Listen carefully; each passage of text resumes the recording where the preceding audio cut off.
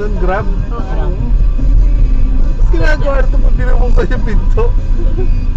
Nasa likod pala natin yung sasakyan.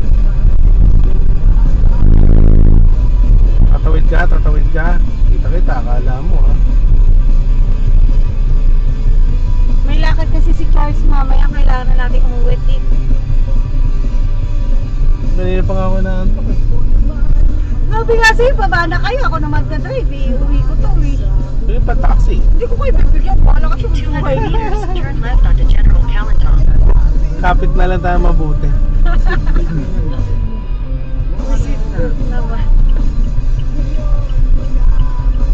Magigising si Dari pag ako nag-drive kasi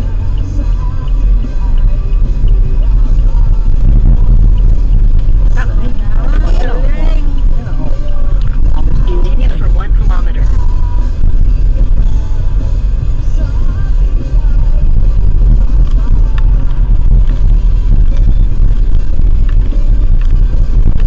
Pinadali ko yun ha, sorry ha.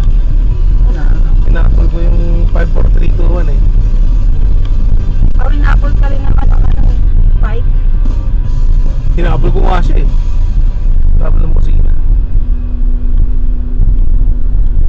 Ay, sabi ni ni Angel, may masarap doon na lumihan dun sa dulo ng punta. Parang kalasya siya nung kay Long hair? oo. Saan doon? Oo.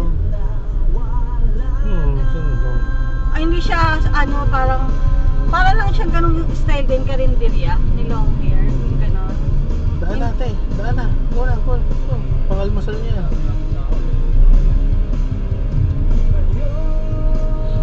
Sige, harapin natin yung...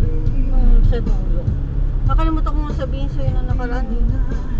Hindi ko alam kung saan yun eh. Saan ba yun? Ang laki ng dulo Nakalimutan eh. ko nga eh. Pero dun nga sa bago mag-manoise. Bago magmanoy. Saan ko kinainan mo? Oo, kinainan ko.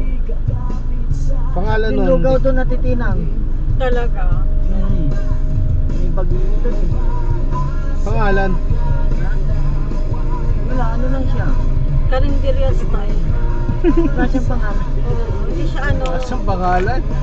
karinderya style. Doon yun ang malapit sa kanila, sa ano. Karin. Sa Manoy, bago magmanoy. Wala Lugawan pa sa doon. Manoy. Di ko na di ko pa nakikita. Dito yung kabila niyo, nasa ano, Cebuana. Ganda si Tikli. Dito sa Cebuana. Hindi, makikita rin namin yun. Huwag ka Natutulong mag-alala. ko sa'yo, Titina. O, ihatid naman O, natin. dadaan siya. naman natin si ano eh. Ihatid naman natin siya. Si Kuya.